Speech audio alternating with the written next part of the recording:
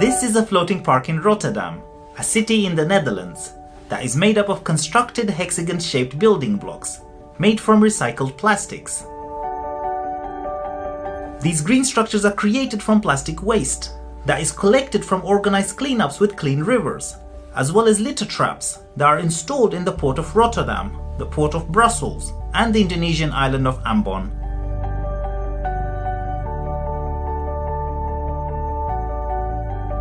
The objective is to retrieve plastic marine waste in rivers before it reaches the seas and oceans. The collected plastics are then melted and molded into floating hexagon pods, which then transform into a habitat for wildlife and gardens.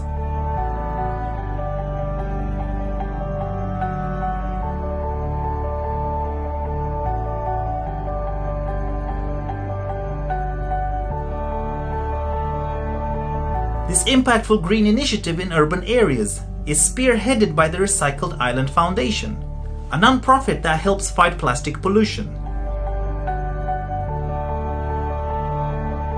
Within the crevasses above and below the floating park, there is a thriving ecosystem where vegetation, including various species of plants and moss, grow, and where wildlife calls it their home.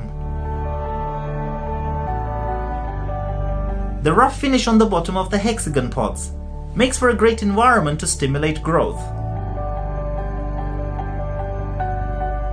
A small canal about half a meter deep runs through these eco-friendly hexagon pods, where an array of birds, fish and microorganisms find food, shelter and breeding ground.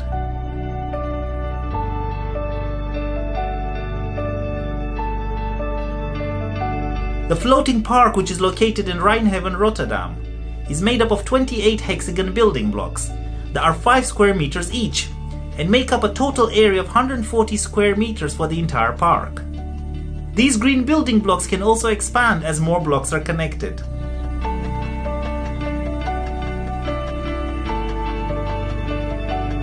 Open to the public, the floating park also serves the community as a peaceful respite to read or socialize with friends while getting some fresh air. It also has little connecting bridges that add a quaint aesthetic to the floating park as well. By involving the local community and organizations, the Recycled Island Foundation hopes to create circular products and educate people while simulating biodiversity in harbors. Scientists reportedly estimate that there are more than 5.25 trillion pieces of plastic waste in the world's oceans, and that by 2050 there could be more plastic in the oceans than fish. That's all for today, and if you enjoyed this video, please follow or subscribe for more videos like these. I'll see you again very soon.